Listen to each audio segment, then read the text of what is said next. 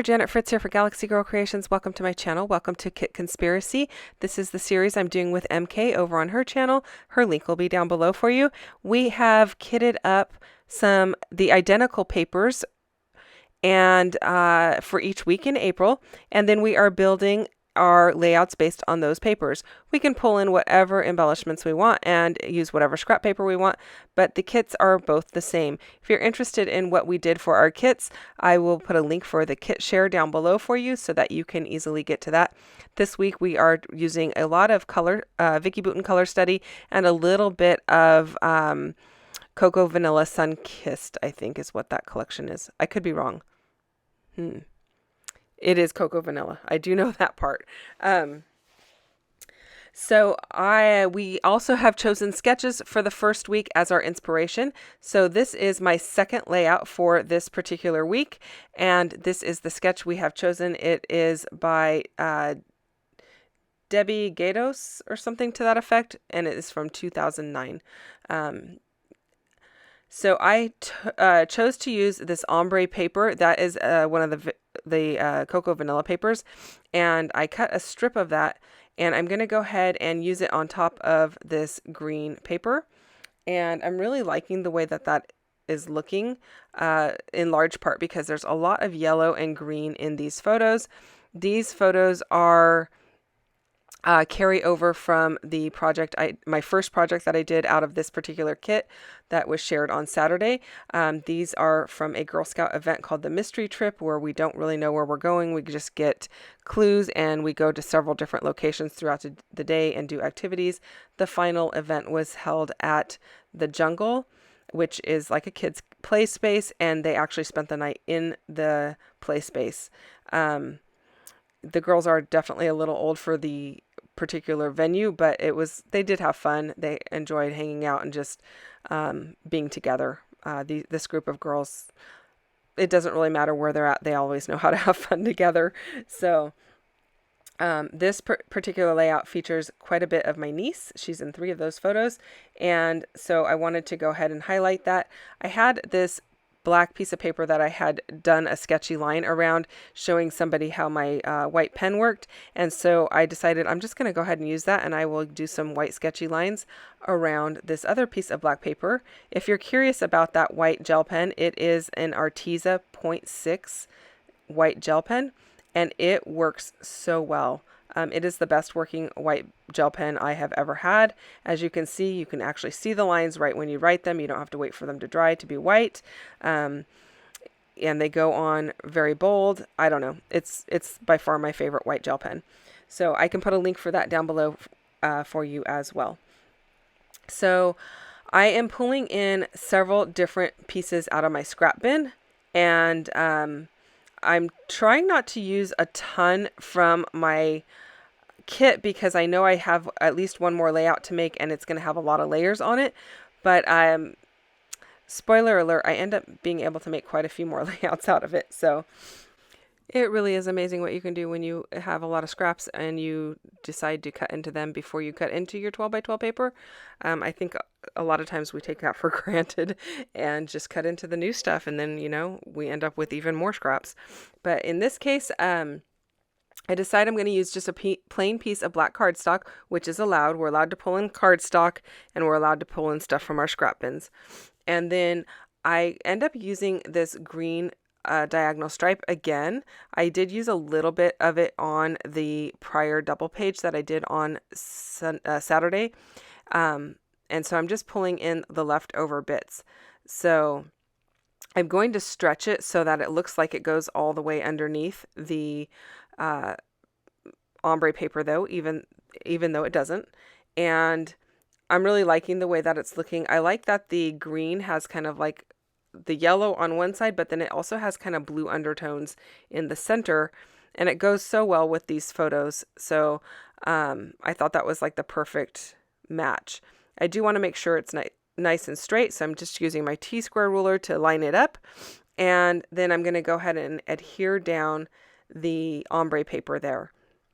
This other piece of paper that I found in my stash is from, I believe it's Pink Fresh Studio, actually. I could be wrong, but I'm pretty sure that's what that is. And I thought it was perfect because it has the gray, but then it has the green and the yellow. And so I thought, I'm just going to go ahead and use that because it works really great. And my journaling spot, if you follow the sketch, it is in the bottom right-hand corner of that piece of paper, and it's got that grid on it, so that's perfect for journaling. So that's what I decided to go with. I did follow this sketch pretty closely. I didn't veer off very much. And I do like the way that it turned out. I did decide to go ahead and grunge up some things by tearing the paper, since I went with the torn edge up at the top rather than a scallop. And so I decided to tear the bottom of that white paper. And then I didn't really want to go through the trouble of uncovering my silhouette and cutting a circle. So I just grabbed a bowl from the kitchen and cut a circle, not freehand, but drew a line and cut a circle using my scissors. Large portion of that is going to be underneath the photos, so even if it's not completely perfect, it's not going to show. Then I was just trying to figure out which is the best direction to put it in based on the piece that is going across under the photos, which you actually don't see a whole lot of once you get that white piece of paper on top of it. But what I end up doing is I use the reverse of what I thought I was going to use. I'm going to go with the stripes versus the ombre, and I think that looks a lot better than trying to figure out which way the ombre should go. But that led me to thinking, you know what, I should just distress all of the edges on here because I've got those ripped edges and I think it would look really good. So here we go with distressing.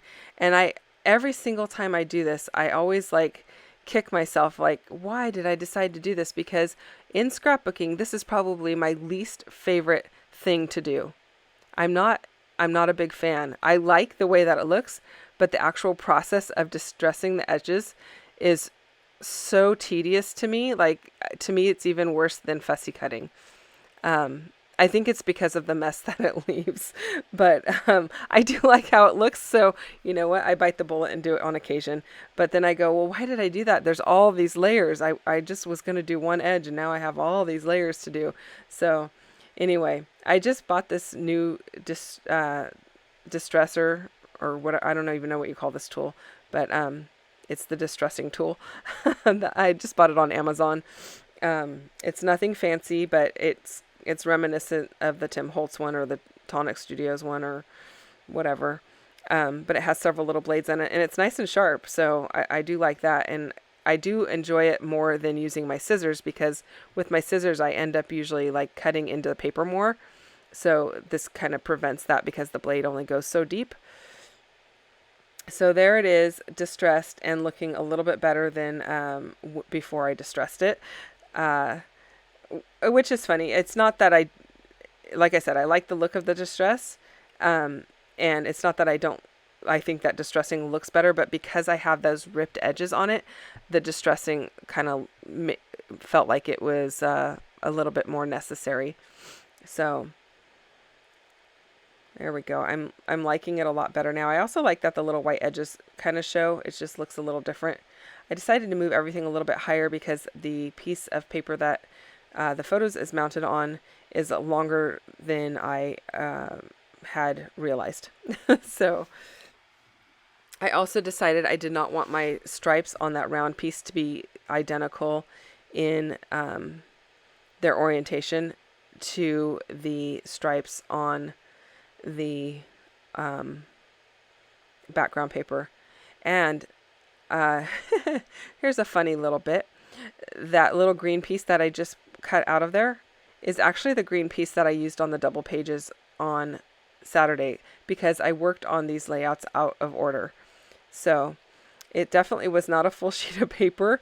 The leftover bits, the gutted bit, is what was on Saturday's page. So that's kind of funny. I am voicing them in order, but I didn't actually create them in order. So now I'm just playing with the Vicki Boutin thickers and trying to figure out exactly what I want on this page for some embellishments.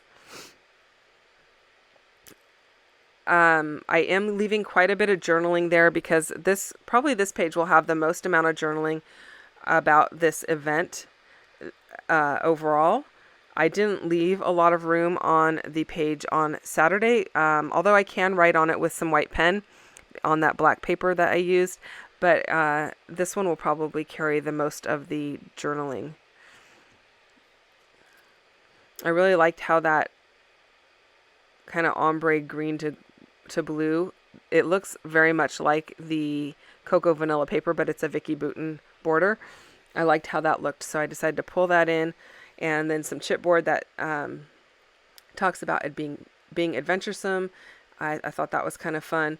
And then I'm just going through my Vicki Boutin ephemera because I have quite a bit of it, and I do want to use it, and I don't want to save it for for something else when I'm using the paper now. Although I do still have quite a bit of the Vicki Boutin paper, but I want to go ahead and use it, so I decided to pull those in. I'm just trying to figure out how much of this floral I want peeking out so I know where to cut it, because I will use the leftover bits to stick out from the bottom photo. And that just kind of provides a little bit of continuity, because no need to pull in another floral when you have a little bit here where I can just use that and have it kind of mirror what's up at the top and not have to use up another piece of ephemera. It's a great way to stretch your ephemera. And of course, you do have to glue down the chipboard thickers because they don't stick. I'm really liking the way that it's coming together. I am curious to see what MK is doing over on her channel. I will be checking out her channel each time she releases a video. This is Tuesday, and this is my second required video. But if you did not watch yesterday, I actually used some of my kit in yesterday's video. It was a leftover piece. Again, I did them out of order, but I am presenting them in the proper order. So there is my completed layout. I hope that you enjoyed this video. If you have questions or comments, please feel free to ask those down below. I'm always happy to respond and get back to you as quickly as I can. Thank you so much for watching, and don't forget to check out MK's channel. The link's below. Bye-bye.